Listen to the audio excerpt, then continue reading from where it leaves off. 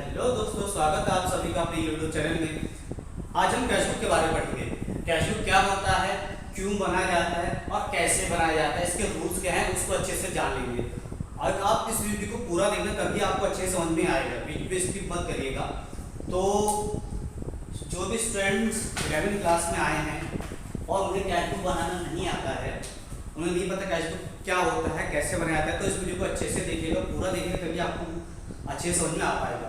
मैंने यहाँ पे एक सवाल लिया हुआ है जो आपको अभी इस साइड में दिख जाएगा, उसका स्क्रीनशॉट ले लेना, उसको पढ़ो और देखो मैंने उस सवाल को यहाँ पे सॉल्व कैसे किया है। ठीक है, पहले हम यहाँ पर इसका प्रोफार्मा बना लेते हैं। कैश बुक क्या होता है, देखो इसके नाम से जैसे स्पष्ट हो रहा है, कैश बुक यानी कि ऐसी बुक जिसमें हम कैश से रिलेटेड ट्रांजैक्शंस को रिकॉर्ड करते हैं, उसे कैश बुक कहते हैं। ठीक है, समझ गया? ऐसी बुक या रजिस्टर जिसमें हम कैश से रिलेटेड ट्रांजैक्शन को नोट करते हैं, वो बुक कैश बुक कही जाती है। क्लियर हो गया? यानी कि कितना कैश हमने किसी से लिया उसकी एंट्री करनी है, कितना कैश दिया है उसकी एंट्री करनी है। तो जिस एंट्री में, जिस बुक में ये सारी एंट्रीज की जाती हैं, वो से हम कैश बुक कहते हैं। ठीक है, यहाँ पे एक फर्म है जिसका नाम है सूर्य ट्रेडर्स। सूर्य ट्रेडर्स की बुक्स में हम कैश बुक की एंट्रीज करेंगे, कैश बुक को बनाएंगे। तो देखते हैं कैश बुक का प्रोफार्मा कैसा होता है। ये एक पेज है, उसको मैंने 2 पार्ट में डिवाइड कर दिया।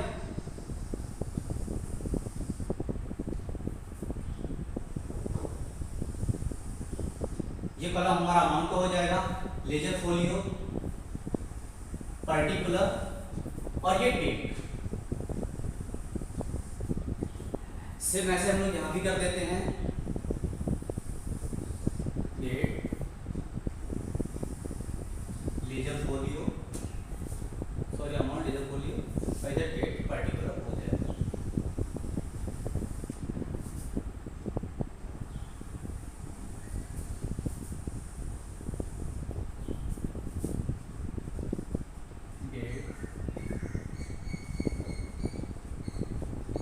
Particular, LF, amount, date, particular,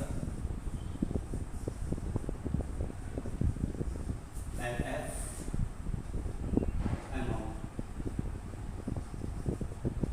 इसको कर देते हैं क्लोज। ठीक है, ये हो गया हमारा कैश बुक बनकर तैयार हो गया। ये साइड हमारी कही जाती है डेबिट साइड और इस साइड को हम बोलते हैं क्रेडिट साइड।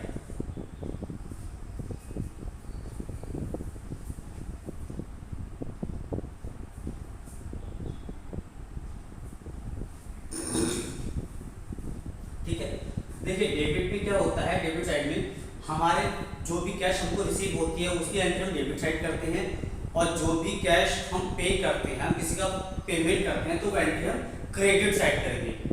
ठीक, इस बात को अच्छे से समझ लीजिए, याद कर लेना। कैश अगर बिजनेस में आ रहा है तो उसकी एंट्री डेबिट साइड करेंगे हम, और हम अगर किसी को पेमेंट कर रहे हैं, बिजनेस किसी को पेमेंट कर रहा है, किसी की सैलरी दे दिया, रेंट दे दिया, इंश्योरेंस प्रीमियम पेड कर दिया, या वर्कर्स को सैलरी दे दी, स्टाफ को सैलरी दे दी, तो वो सारा ट्रांजेक्शन इधर क्रेडिट साइड नोट होगा। हमने किसी को माल बेच दिया तो वो पैसा हमको मिलेगा, तो वो हम कहाँ लिखेंगे, डेबिट साइड में लिखेंगे। ठीक है, अब देखिए यहाँ पे मैंने सवाल लिया है जो आपको दिख रहा होगा, सूर्य ट्रेडर्स का है। इनका 1 अप्रैल 2019 को, यहाँ पे हम ईयर लिख देते हैं 2019, 1 अप्रैल।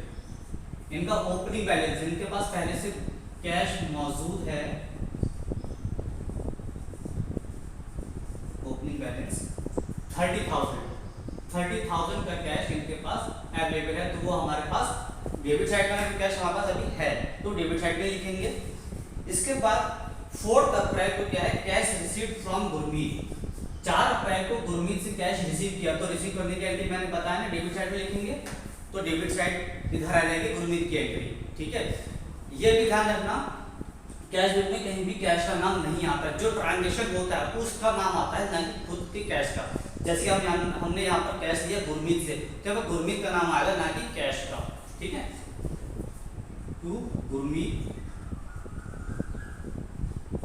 कितना लिया है गुरमीत से? 12,000, 12,000 रुपए गुरमीत से रिसीव हुए, तो उसकी एंट्री हमने यहाँ कर दी। आगे बढ़िए, देखिए इंश्योरेंस प्रीमियम पेड, हमने इंश्योरेंस प्रीमियम का पेमेंट किया, पैसे हमारे पास से चला गया, कैश चला गया, जब कैश हमारे पास आया तो हमने एंट्री यहाँ की। अब हम इंश्योरेंस प्रीमियम दे रहे हैं तो प्रीमियम में कैश जा रहा है, तो उसकी एंट्री क्रेडिट साइड होगी, ठीक है।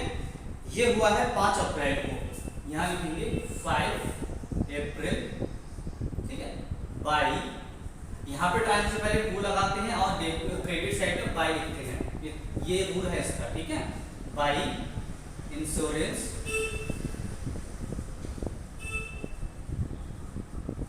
प्रीमियम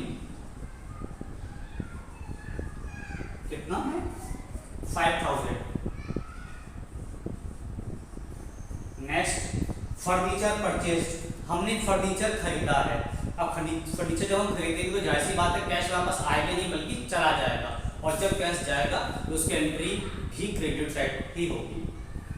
7 अप्रैल बाई फर्नीचर,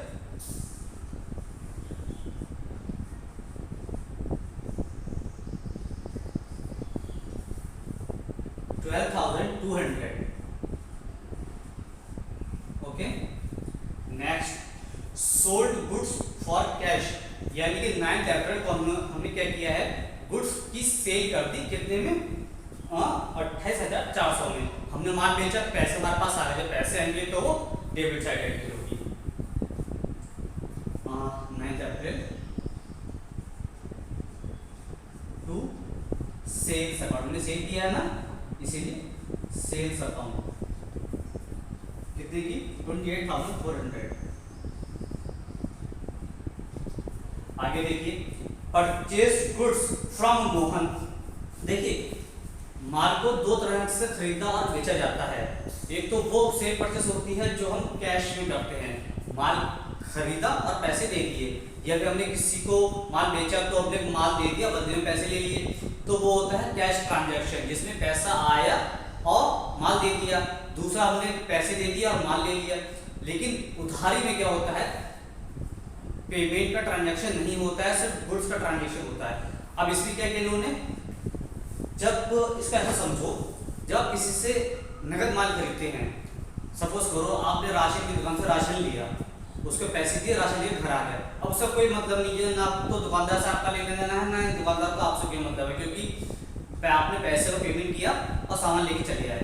लेकिन सपोज कीजिए अगर आप उसी राशन की दुकान से चीनी या आटा आपने उधार दिया, आपने उसको बोला मुझे आप 1 किलो चीनी दे दो, पैसे उसको उससे बाद में ले लेना, तो वो आपको चीनी तो आपको उधार दे देगा, लेकिन उसकी एंट्री तुरंत रजिस्टर में लिख लेगा कि आज इस डेट को मैंने इस बंदे को उधार माल बेचा है, ठीक है ना, तो वहां पे नाम लिख देगा आपका, ठीक आ रहा है क्लियर। और इसीलिए कहा जाता है कि अगर किसी ट्रांजैक्शन में किसी पर्सन का नाम लिखा हुआ है कि हमने इसको माल बेचा या उससे माल खरीदा, एक्स पार्टी से माल खरीदा या एक्स पार्टी को माल बेचा, तो एक्स से खरीदा या एक्स से बेचा है, इस पार्टी का नाम लिखा हुआ है, तो जाहिर सी बात है ये ट्रांजैक्शन कैश में नहीं हुआ है, क्रेडिट में हुआ है, ठीक है। और जब क्रेडिट में ट्रांजैक्शन होता है तभी उसका नाम लिखा होता है, जो भी ट्रांजैक्शन क्रेडिट में होगा उसकी एंट्री कैश बुक में नहीं होती है, उसको स्किप कर देते हैं। क्यों? क्योंकि हम बना रहे हैं कैश बुक, और कैश बुक में सिर्फ वही एंट्री पोस्ट होती है जिनमें कैश या तो आए या जाए। लेकिन हमने माल खरीदा है उधार में, माल तुम्हारे पास है लेकिन कैश गया ही नहीं है। अगर कैश हमारे पास से गया होता, हमने नगद माल खरीदा होता, तो उसकी एंट्री यहाँ करते कि हमने माल खरीद दिया और इतना पैसा हमारे पास से चले गया, इतना कैश हमारा कम हो गया। लेकिन हमने माल खरीद तो लिया लेकिन पैसे गए नहीं है, तो उसकी एंट्री कैश बुक में नहीं होगी। उसकी एंट्री तब होगी जब हम उसका पेमेंट कर देंगे।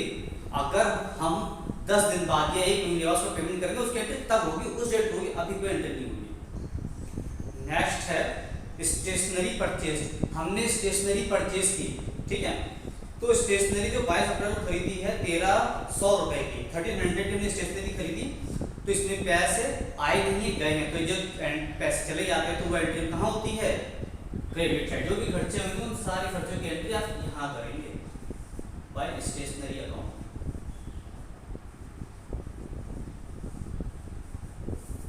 $1300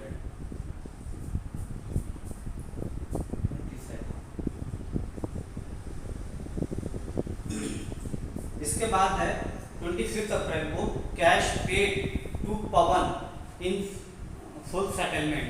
हमने पवन को पूरा पेमेंट कर दिया 15,500 रुपए का, ठीक है। पहला को पिछले को ट्रांजेक्शन सूरज ट्रेडर्स का रहा होगा, उन्होंने उसका पेमेंट करके फुल सेटलमेंट में 15,500 रुपए का। अब भाई खर्चा किया है तो वो भी यहीं पर आएगा भाई पवन के नाम से, किसको दिया, पवन को दिया है, इसलिए पवन के नाम से यहाँ पर एंट्री करेंगे, ठीक है, 15,500। नेक्स्ट गुड्स सोल्ड टू काजल। अब यहाँ पे लिखा है गुड्स सोल्ड टू काजल, काजल का नाम आ गया और आगे लिखा नहीं कैश में बेचा है, क्रेडिट में बेचा है, तो काजल का नाम है तो जैसी बात उधार माल बेचा होगा। और जब उधार माल हमने काजल को बेचा है माल तो चला के, लेकिन पैसे नहीं आए हैं, जब पैसे नहीं आए, कैश नहीं आया, रिसीव नहीं हुआ, उसकी एंट्री भी नहीं होगी, तो इसको भी हमें स्किप करना पड़ेगा। आगे बढ़िए, रेंट पेड, रेंट का पेमेंट कर दिया, कैश चला गया तो इसकी एंट्री करिए, मतलब जिसमें कैश का ट्रांजेक्शन होगा, कैश आया जैसे वही एंट्री करेंगे आप, जिसमें कैश का ट्रांजेक्शन नहीं हो उसको स्किप करेंगे, ठीक है, उसकी एंट्री नहीं होगी। Rent paid by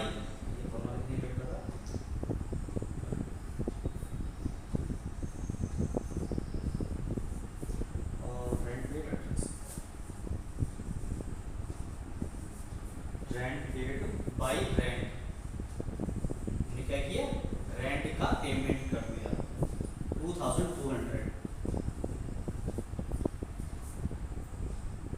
next salary paid, अब सैलरी दी है हमने 30 अप्रैल को बाई सैलरी,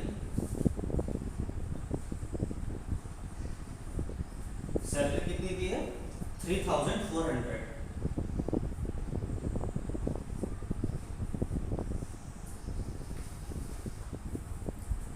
देखिए ये सवाल पूरा हो गया। अब इसमें हम करते हैं कैलकुलेशन। कैलकुलेशन कैसे करेंगे, पहले हम देखेंगे डेबिट साइड का टोटल। कैश बुक का हमेशा डेबिट साइड का टोटल ही ज्यादा होता है, क्रेडिट का हमेशा कम होता है। ऐसा क्यों होता है, क्योंकि ये वो आइटम हमने यहाँ पे लिखे हैं जहाँ से कैश रिसीव हुआ है और यहाँ पे वो एंट्रीज है जहाँ पर हमने पेमेंट किया है। अब जब आपके पास 100 रुपये होंगे तो आप 80 रुपये खर्च कर दोगे, 90 रुपये खर्च करोगे, यानी 100 से कम ही खर्च कर सकते हो, 100 से ज़्यादा खर्च नहीं कर पाएंगे। इसीलिए आने वाली साइड ज़्यादा होगी, जाने वाली साइड कम होगी, ठीक है ना। तो ये हम इसका टोटल देख रहे कितना होता है 70,400। अब इसी बैलेंस को उठाकर हम यहाँ ले आते हैं, ठीक है, 70,400।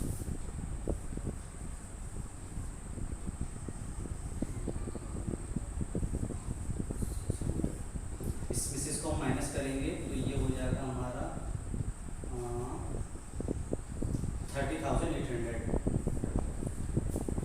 हमने इधर का टोटल किया 70,400, यहाँ का टोटल किया तो हमारा है 30,900, 39,600। यानी कि हमने टोटल रिसीव किया 70,400 का हमको कैश रिसीव हुआ है और 39,600 का हमने पेमेंट कर दिया।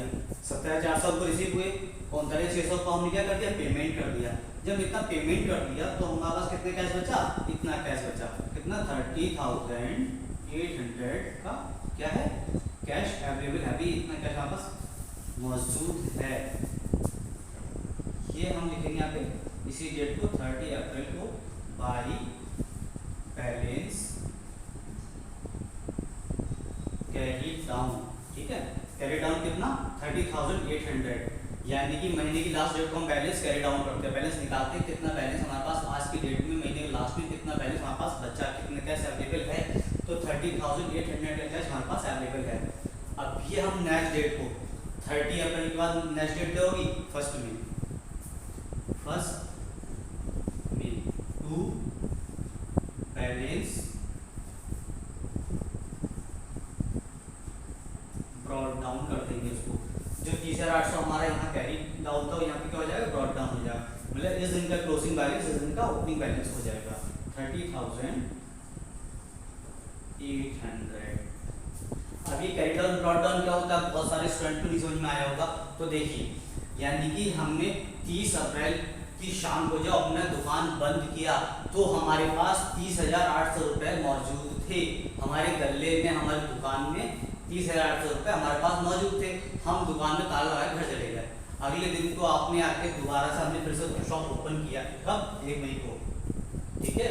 तो भी हमारे पास कितना कैश अवेलेबल था, 30,800 रुपये, ठीक है। कितना, 30,800 रुपये का कैश अवेलेबल था, क्योंकि क्या हो जाएगा, टू बैलेंस ब्रॉट डाउन, जो उस दिन का क्लोजिंग था वो आज से क्या हो गया, ओपनिंग हो गया।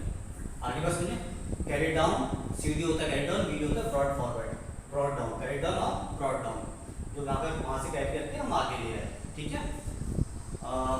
आशा करता हूँ आपको कैश अच्छे समझ में आ गया होगा, और वीडियो को लाइक कीजिए, चैनल को सब्सक्राइब कीजिए। So thank you watching my video.